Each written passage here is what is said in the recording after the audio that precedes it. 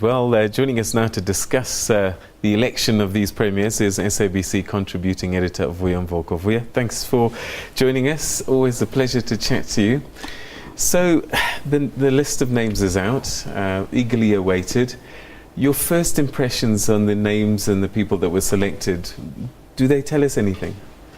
Well, I think the most obvious one is that the ANC did drop the ball on this one. For a movement that says it is the leader of society, for a movement that says it is for the total liberation of South Africans and of the continent and indeed of the world, they could have done a lot better. And I heard the Deputy Secretary General of the ANC in that clip saying, they need to relook at the regulations. I don't think the regulations stood in the way of ANC correcting the wrongs of the past, and they did drop the ball on this one. And are you referring to gender parity? I'm talking specifically. I mean, how do you come from three women who were premiers down to one? And even three was not enough. People thought, in fact, they would improve, on that. That was as much as there is this whole argument that there is no structure called the premiers. But the fact of the matter is that premiers at provincial level, right, are where the power, and need I say even the glory, is. Now, to have shown leadership in that respect, I think would have won the ANC a lot of kudos. People would have said, we do indeed believe that the ANC is a leader of society, but not only that, but it is serious about the empowerment of women, a legacy of apartheid, just like racism and economic empowerment and everything else. Do you think that women might have been part of this decision? Well, it's disappointing.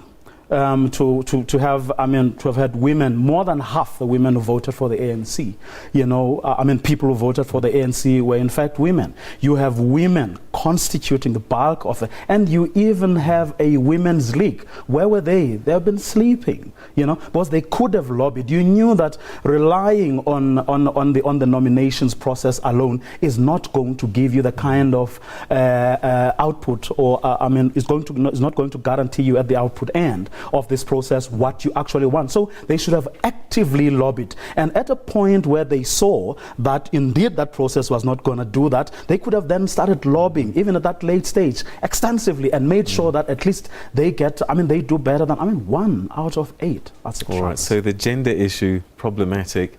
So the question now becomes, why the people that were chosen? Is this a reaction to election results or looking forward to 2016 and the municipal elections? Well, I think, look, there is an argument of stability that can be made, but I don't think it's overriding, because by the ANC's own admission, the women, like the women who were, for example, nominated in Gauteng, are just as capable as the men. In other words, there are no questions of incapacity, or any of those things. So they are just as capable. So what to me is clear is that it's someone clearly didn't want to upset the apple cart. There was a lot of rewarding of the provincial leadership of all the provinces, and I do know that a case was made for Gauteng for since there were two, there was Baba Christian Dombi Mechwe who were nominated. Why didn't you choose from those? But now, nothing would have stopped other people from reading into it that people like, your Paul Mashatiles, like your David Makhuras were being punished because they dared to say certain things that a lot of people felt needed to be said in the run-up to the election. Remember, they did, someone like Gwede Mandasha didn't take kindly to some of the comments and some of the proposals they were putting on the table, like, for example, getting former ANC President Thabo Mbeki, to try and woo the, shall we call them the thinking classes, which didn't go down well with the ANC leadership. So to have insisted that Gauteng be the ones who are sort of sacrificing their top name, would have been read, I think, by many, and perhaps justifiably so, to have meant that the leadership was in fact punishing, those people for not having toed the line. So the name Dombi Mechwe had been mentioned, and some are suggesting that even as late as very late last night, she was the one. What happened then? Why did they change their mind, if that's true? Well, I would imagine, Gauteng would have made the case. Because remember, these would have been preceded by a look at the election itself and what went into it and what the ANC got at the output. And they are on record. They did say that even today, that they feel particularly strongly about or feel particularly let down by their own performance in the election in Gauteng, and that's something they have to rectify.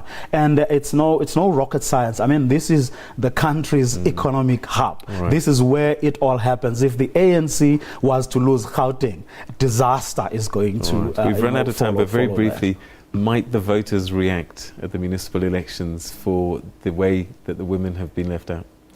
I don't think so, because I don't think it's a matter that ANC women themselves, but also the ANC leadership itself has put up there. There is going to be a great deal of disappointment, and I think just in line with what they will be doing in the provinces in terms of electing MECs, where they are being nudged, the provinces that are being nudged to make sure that the women representation in the as MECs sort of increases. I think there will be a lot of pressure to get more women mayors and more women senior councillors moving forward. And I think it's a struggle that ANC women should never again allow to be in the hands of men if they want real changes to be made. Okay, very definite views there. Contributing editor Vuyo Mvoko, always a pleasure to talk to you. Thank you very much for your thoughts.